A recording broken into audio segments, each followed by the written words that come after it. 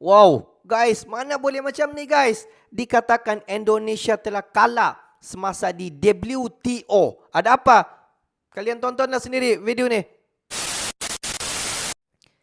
Hello guys, bismillahirrahmanirrahim. Assalamualaikum warahmatullahi wabarakatuh. Allahumma salli ala sayyidina Muhammad wa ala ali sayyidina Muhammad. Guys, selamat datang ke Musa Channel. Aku Musa dan ini adalah channel YouTube aku guys, Musa bin Muhammad Dadun Channel.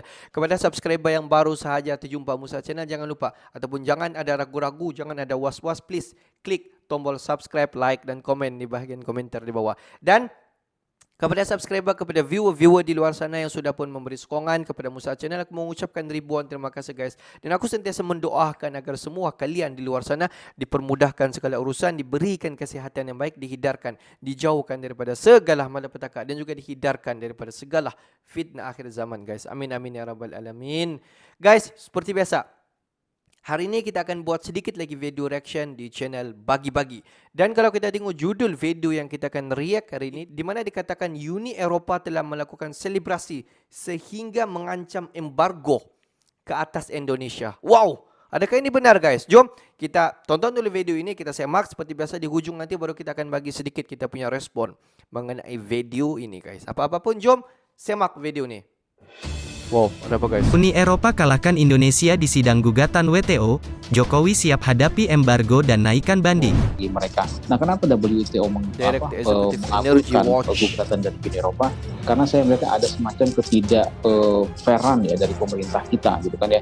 Hanya saja saya sangat menyayangkan, seharusnya Uni Eropa kalaupun memang mereka ini mau berinvestasi di Indonesia, tidak perlu melakukan gugatan.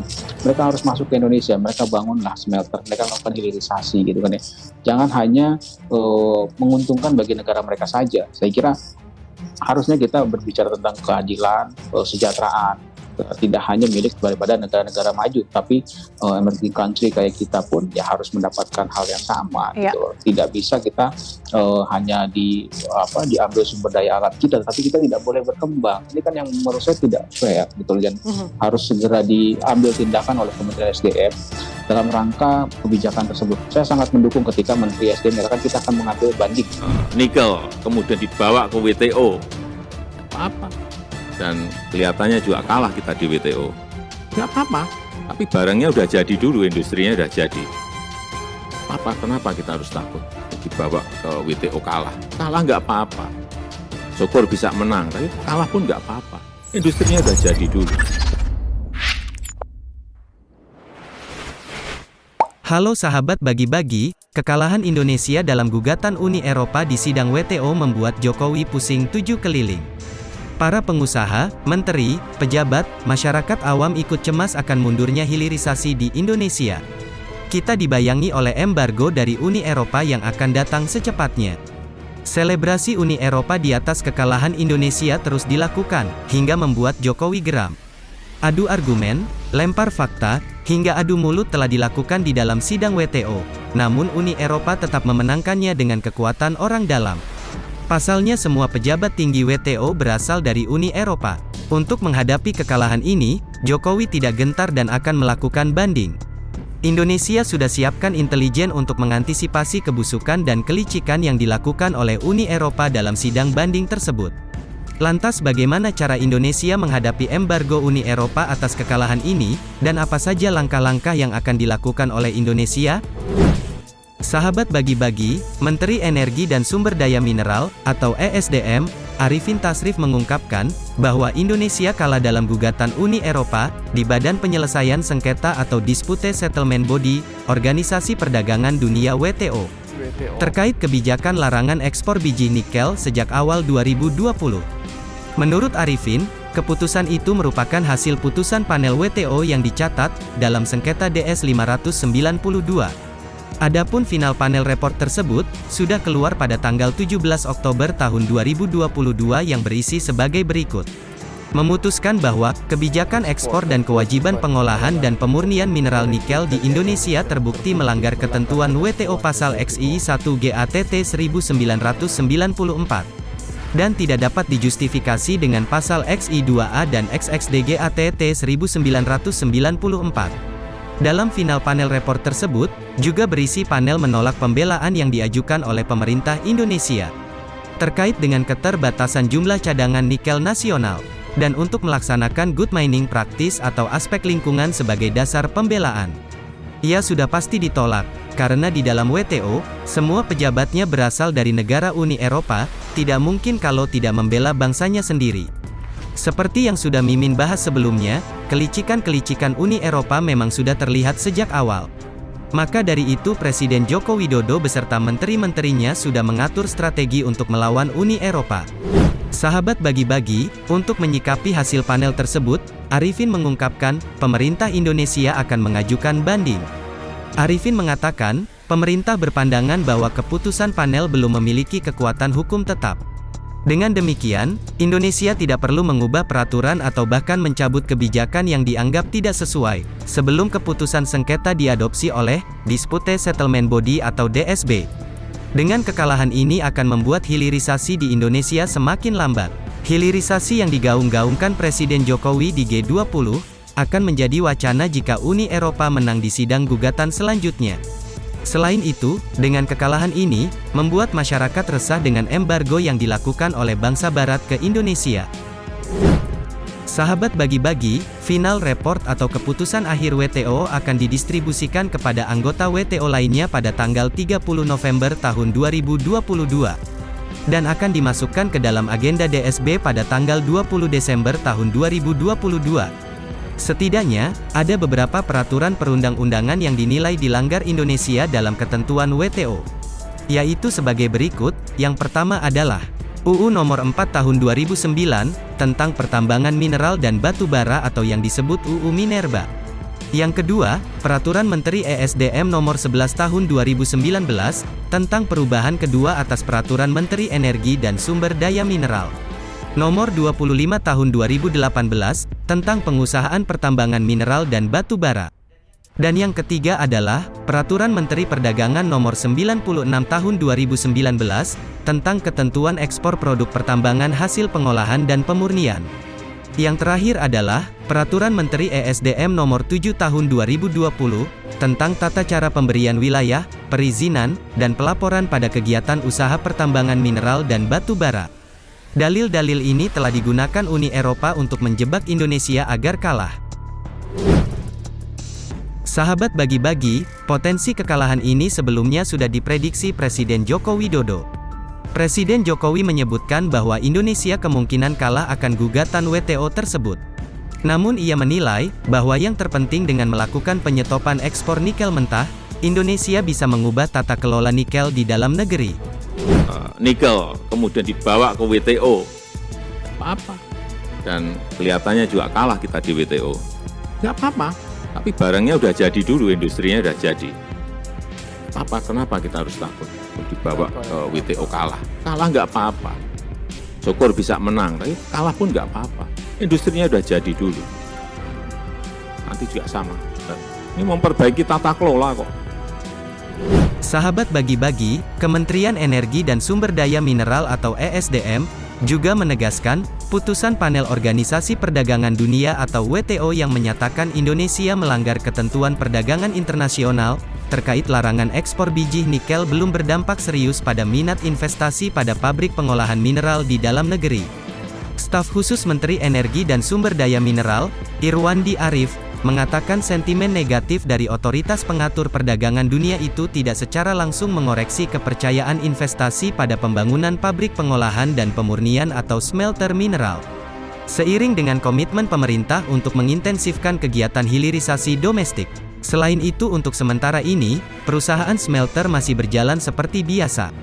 Rencana smelter tetap berjalan dan di bawah pengawasan Kementerian SDM dan Perindustrian. Investor luar negeri masih percaya dengan Indonesia dibanding dengan Uni Eropa. Pasalnya negara Uni Eropa sering melakukan manipulasi dagang global. Dan negara-negara pendukung Indonesia, terus melakukan usaha dan mendorong Indonesia agar terus melawan Uni Eropa dengan cara apapun. Sahabat bagi-bagi, untuk menghadapi kekalahan ini, kementerian demi kementerian terus melakukan percepatan. Salah satunya adalah Kementerian ESDM yang akan mempercepat upaya hilirisasi sejumlah hasil tambang mineral lainnya. Kementerian ESDM juga berharap, nilai tambah dari rencana larangan ekspor komoditas mineral lainnya dapat mengikuti tren positif dari pengolahan biji nikel sejak awal 2020 lalu. Upaya mempercepat proses hilirisasi ini juga dilakukan untuk semua komoditas. Hanya untuk nikel kadar tinggi akan menjadi perhatian pemerintah karena banyaknya smelter nikel melalui jalur pirometalurgi. Diberitakan sebelumnya, putusan panel WTO belakangan menyatakan Indonesia melanggar ketentuan perdagangan internasional, terkait dengan kebijakan larangan ekspor dan hilirisasi biji nikel dalam negeri. Sahabat bagi-bagi, sementara ini pasti kita akan dibatasi geraknya oleh WTO. Tetapi ada satu klausul yang perlu kita angkat bahwa ini adalah penyelamatan sumber daya alam Indonesia, demi kehidupan bangsa Indonesia. Dan ini tidak bisa diganggu-gugat oleh WTO karena ini hak asasi manusia Indonesia. Kita tinggal mencari jagoan-jagoan hukum Indonesia, yang mampu menjabarkan dari Undang-Undang Dasar Pasal 33 Ayat 3, bagaimana mensejahterakan bangsa ini melewati larangan ekspor. Karena Presiden berkewajiban menjalankan perintah konstitusi. Kebetulan industri di bidang tambang Indonesia sudah maju, sehingga hasilnya sudah bisa dilihat. Sekarang tinggal Indonesia berusaha membangun industri dasar yang membutuhkan nikel. Karena di kebijakan nasional mineral dan batubara itu menyatakan, bahwa seluruh sumber daya alam di Indonesia dipergunakan untuk mensejahterakan bangsa Indonesia. Dan bahan bakunya dipakai untuk bangun industri dasar yang harus kita miliki. Jadi sekarang tinggal bagaimana mendorong pemerintah, supaya berani memulai membangun industri dasarnya. Jadi butuh keberanian, kalau pemerintah tidak berani, kita akan dijajah. Mari kita maju perang dengan akal sehat. Karena yang sebenarnya terjadi sekarang adalah, Barat sedang mendikte kita. Sahabat bagi-bagi, bagaimana menurut kalian? Apakah Indonesia mampu menghadapi Uni Eropa di sidang banding selanjutnya? Mari kawal demonstrasi global agar tetap sehat dan terarah. Merdekalah kita seutuhnya, merdeka. Hurra! Jokowi bilang, kalah anda apa? Walaupun kita kalah anda apa? Tapi industri itu kita nampak pasaran permintaan itu ada sudah. Tinggal kita lakukan dan kita kerjakan seperti biasa. Guys, kalau kita tengok isu ataupun masalah ini sudah pun berlaku kalau kita tengok sejak daripada tahun 2020. Di mana isu yang first berlaku yang pertama sekali adalah isu nikel. Di mana kalau kita tengok nikel, di mana pada sebelum ini Indonesia mengekspor seperti biasa barang-barang nikel, bahan-bahan nikel, dan sampailah pada tahun 2020 Indonesia dikatakan stop untuk mengekspor barang-barang nikel yang mentah, dan selepas itu Indonesia melakukan hilirisasi, dan selepas dilakukan hilirisasi barulah Indonesia mengekspor barang-barang nikel keluar daripada Indonesia. Dikatakan nikel di Indonesia ini tidak sama seperti nikel-nikel yang ada di dunia. Mungkin kualiti nikel di Indonesia ini lebih bermutu berbanding dengan nikel yang ada selain daripada Indonesia.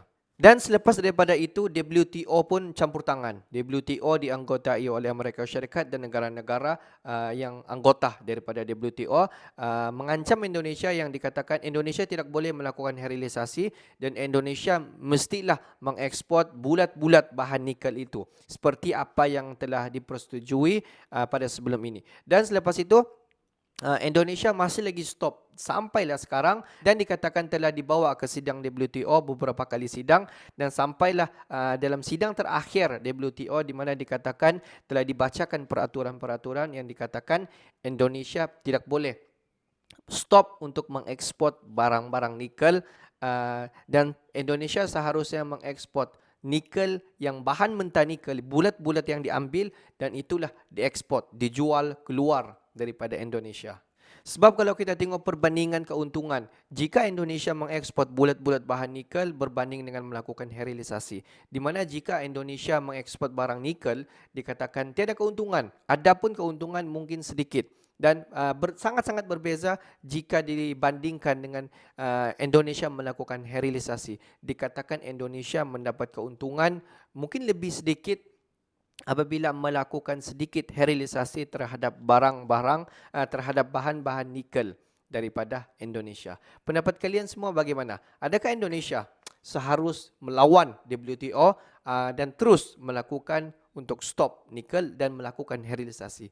Pendapat kalian bagaimana? Kita sekarang terumbang-ambing dengan cadangan ataupun pandangan daripada sidang WTO supaya mengancam Indonesia sekiranya Indonesia masih lagi untuk stop untuk mengekspor barang-barang nikel. Kemungkinan Uni Eropa akan melakukan dikatakan apa nih? Orang katakan embargo ke atas Indonesia. Pendapat kalian bagaimana? Okeylah guys, untuk hari ini sampai di sini saja sedikit information daripada Musa Channel, dan kepada subscriber, kepada viewer di luar sana yang belum lagi klik button subscribe, please guys to klik button subscribe, like dan komen di bahagian komentar di bawah. Akhir kata daripada Musa Channel, thanks for watching my video. Assalamualaikum warahmatullahi wabarakatuh. See you the next video guys.